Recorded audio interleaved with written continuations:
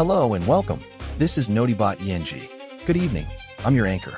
Tonight, we bring you a critical update on the escalating tensions in the Middle East.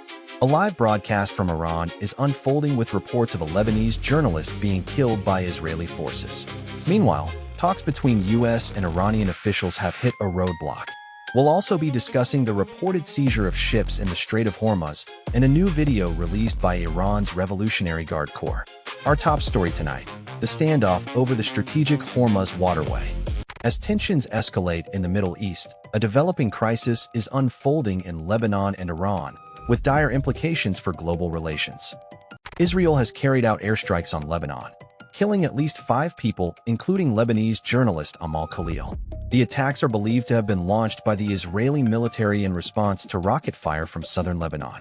According to reports, the strikes hit a residential area in the town of Bint Jbeil, causing widespread damage and fires. The Lebanese government has condemned the attacks as a heinous crime and called for an immediate ceasefire.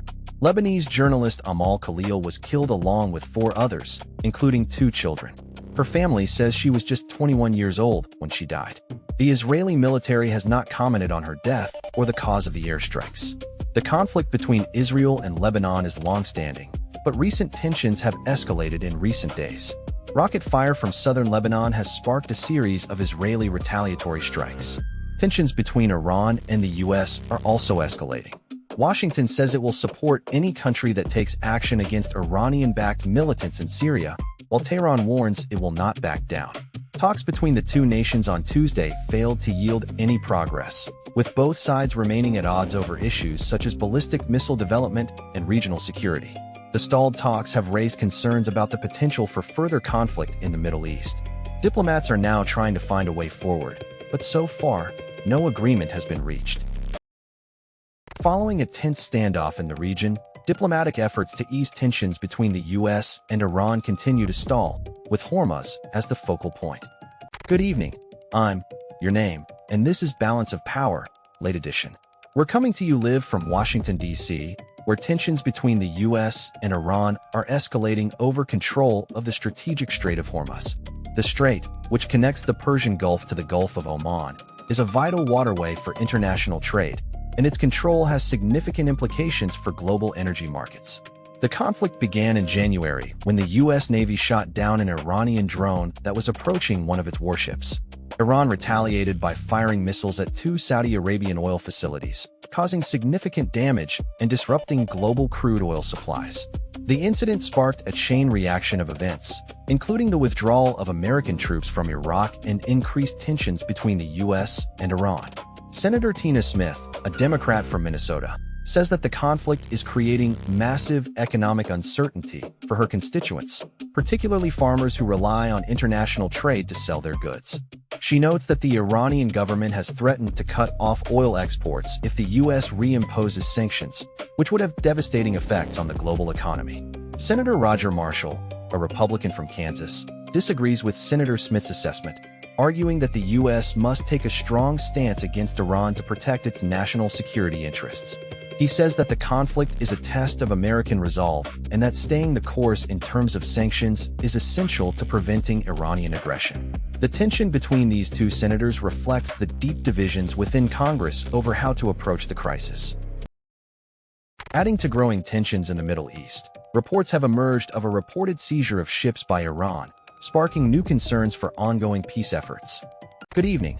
I'm your name, and this is a special report from New York. Iran's Revolutionary Guards have reportedly seized 2 ships near the Strait of Hormuz, sparking new uncertainty over peace talks between Iran and the United States. The incident comes just days after a meeting between Iranian Foreign Minister Hossein Amir-Abdollahian and U.S. Secretary of State Antony Blinken in Vienna. According to reports, the 2 ships were seized by Iranian forces on Tuesday, but details are still emerging. The incident has raised concerns over the stability of the region and the potential for further escalation. The Trump administration has released a statement saying that President Donald Trump does not view Iran's actions as violating the ceasefire agreement reached in June. However, this statement has been met with skepticism by some analysts who argue that it undermines U.S. credibility on the issue. This latest development is likely to inject new uncertainty into already fragile peace talks between the two countries.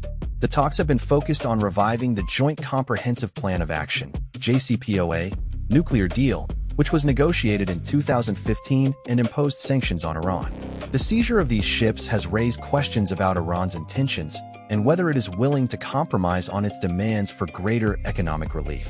The incident also highlights the ongoing tensions between Iran and the US, with both countries having a history of aggressive military actions in the region. We will continue to monitor this situation and provide updates as more information becomes available. A new escalation in tensions has emerged from the region as Iran's Islamic Revolutionary Guard Corps, IRGC, releases a video documenting a dramatic maritime confrontation. Iran's Revolutionary Guard Corps has released a video showing its forces seizing a container ship in the Strait of Hormuz, a major waterway connecting Europe and Asia. The vessel, operated by a Taiwanese company, was one of two ships captured by Iran on Wednesday. According to reports, the Iranian authorities claimed that the ship was carrying contraband materials, including military equipment and fuel, which were seized under the guise of customs inspections. However, the true reasons behind the seizure are unclear, and the incident has sparked widespread concerns about the security of global shipping lanes in the region. The United States Navy has also been involved in the area, with a U.S.-led coalition conducting naval exercises in the Strait of Hormuz on Wednesday. The exercises were part of a larger effort to reassure allies and demonstrate its commitment to maritime security in the region. The incident is significant because it highlights the ongoing tensions between Iran and Western powers over regional security and the use of force at sea. It also marks the latest escalation in a long-standing dispute between Tehran and the United States, which has imposed sanctions on Iranian oil exports since 2018. Experts say that the seizure could have broader implications for global trade and economic stability, as the Strait of Hormuz is a critical artery for international shipping.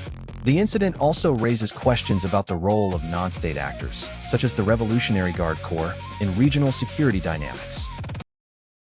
As tensions in Ukraine's conflict with Russia continue to escalate, Kyiv is now pushing for a high-stakes meeting between President Volodymyr Zelensky and Vladimir Putin. Ukraine pushes for Zelensky-Putin summit amid stalled peace efforts. Kyiv's top diplomat, Ukrainian Foreign Minister Andriy Sybiha, has called for a face-to-face summit between President Volodymyr Zelensky and Russian President Vladimir Putin in an effort to revitalize stalled U.S.-led peace efforts.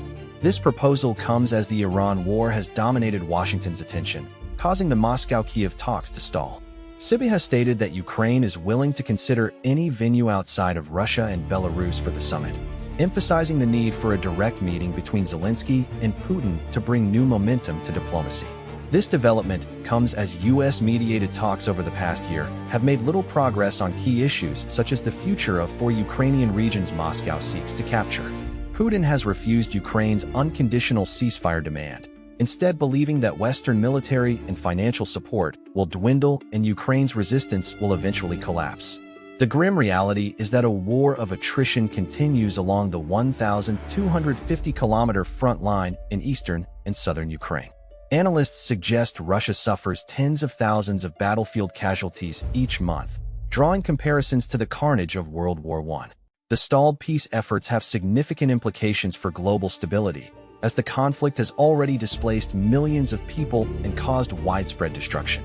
A renewed push for diplomacy is necessary to prevent further escalation and to find a peaceful resolution to the conflict. The potential summit between Zelensky and Putin could be a crucial step towards achieving this goal. That's all for today's news update. We'll continue to bring you updates on the escalating conflict in the Middle East as more information becomes available. Thank you for watching. If you'd like to stay up to date on the latest news, please subscribe to our channel and hit the notification bell. We'll be back with more news tomorrow, bringing you the most important stories from around the world.